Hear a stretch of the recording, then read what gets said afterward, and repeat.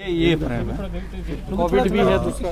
हाँ। मैम, इस वक्त बर्निंग इशू जो है हिंदुस्तान के अंदर फार्मर्स एजिटेशन, तो उसको आप किस नज़र से देख रही हैं? मैं ये कहना चाहती हूँ कि जब से बीजेपी की सरकार दोबारा चुन के आई है, इन्होंने जो कॉन्स्टिट्यूशन है उसकी धज्जियाँ उड़ा रहे हैं। जब भी आप पार्लियामेंट में कोई कानून बनाते हैं तो ये जाहिर सी बात है कि जिन लोगों के लिए वो कानून बनता है पहले उनकी रजामंदी ली जाती है। जब फार्मर्स का कानून बना तो उसके लिए उनसे पूछा नहीं गया, और आज फार्मर्स पिछले 2 महीने से सड़कों पे हैं। वो ये कह रहे हैं कि इस जो बिल लाया गया है ये हमारे हक में नहीं है, हमारे फ़ायदे में नहीं, हमें नहीं चाहिए, इसको वापस ले लो। मगर बदकिस्मती ये है कि बीजेपी की सरकार अड़ी हुई है। इतना ही नहीं बल्कि 26 जनवरी को जो एक ड्रामा रचाया गया, जिस तरह से कुछ गिने चुने जो गुंडा एलिमेंट है उनको लाल किले तक रसाई दी गई, उनको वहाँ पहुँचाया गया, उसके बाद उन्होंने झंडा वहाँ लहराया। तो इस तरह जो फार्मर्स को बदनाम करने की कोशिश की गई, ये पहली बार नहीं हुआ।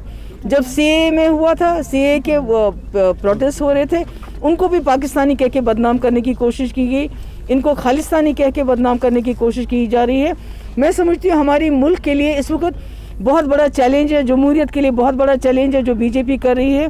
ये मुल्क को तितर बितर करना चाहती है, ये हिंदू मुसलमान को अलग करना चाहती है, ये हिंदू और सिख के बीच में फसाद डालना चाहती है। मैडम, इस वक्त चाइना और इंडिया के और पाकिस्तान और इंडिया के रिलेशंस जो हैं वो हर आए दिन बिगड़ते जा रहे हैं। इसको आप बतौर जम्मू कश्मीर का हेड होने के नाते से कैसे देख रहे हो? और इसके सबसे ज़्यादा जो लोग सफ़र कर रहे हैं वो जम्मू कश्मीर के लोग, बिल्कुल बॉर्डर के लोग सफ़र कर रहे हैं। सबसे ज़्यादा तकलीफ़ हम समझते हैं इस बात को, खजल हो रहे हैं। बॉर्डर्स पे रोज़ गोली चलती है, कोई ना कोई मारा जाता है।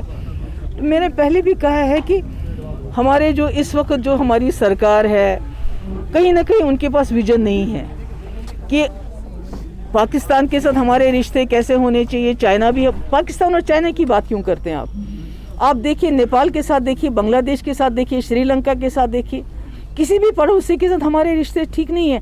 मगर पाकिस्तान के साथ रिश्ते ख़राब हो जाते हैं तो बॉर्डर पे हमारे लोग तकलीफ़ में आ जाते हैं। चाइना के साथ रिश्ते ख़राब हो गए तो हमारे 20-22 नौजवान शहीद किए गए। तो मैं समझती हूँ इस सरकार को ये एक इलेक्शन जीतने की मशीन बना हुआ है।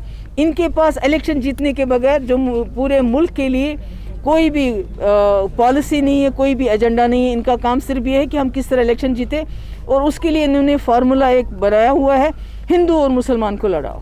अब 370 का एक मैनिफेस्टो जो था, इन्होंने अपने मैनिफेस्टो में रखा था कि 370 जो है वो उसको तोड़ा जाएगा, और वो उन्होंने करके दिखाया। और स्टेट के अंदर इस वक्त एक अफरा तफरी का जो माहौल बना हुआ है, चाहे वो सियासी पार्टियां हैं चाहे स्टेट के अंदर है। तो आप इसको कैसे? बहुत बर्बादी की इन्होंने। एक जो स्टेट बनाई थी, डोगरा महाराजा ने बनाई थी एक स्टेट, जिसमें जम्मू, लद्दाख और कश्मीर और अलग अलग मज़हब के लोग थे। बहुत खूबसूरत स्टेट बनाई थी। इन्होंने उस स्टेट को तितर बितर कर दिया, लद्दाख को अलग कर दिया, जम्मू कश्मीर को यूनियन टेरिटरी बना दिया। ऐसे डोमिसाइल ला लाए, ऐसे कानून लाए जिससे हमारी ज़मीन और हमारी नौकरियों को सेल पे लगा दिया। हमारा नौजवान, उसको नौकरी नहीं मिलती है, मगर जो बाहर के लोग हैं उनको उसमें हिस्सा मिलता है। हमारे यहाँ लोगों को जंगलात की ज़मीनों से खदेड़ा जा रहा है, जबकि जंगलात की कोई हज़ारों कनाल ज़मीन ये बड़े बड़े सरमायाकारों को इंडस्ट्री के नाम पे दे रहे हैं। तो मैं समझती हूँ कि 370 कोई कश्मीरियों या मुसलमानों के लिए बचाव की बात नहीं थी, ये पूरे जम्मू कश्मीर को बचा रहा था। और इसको वापस करना, इसको लाना, उसके लिए हम सबको मिलकर जद्दोजहद करनी पड़ेगी। शुक्रिया। गोरराज में जो करप्शन है इसके हवाले से आप क्या कहेंगे?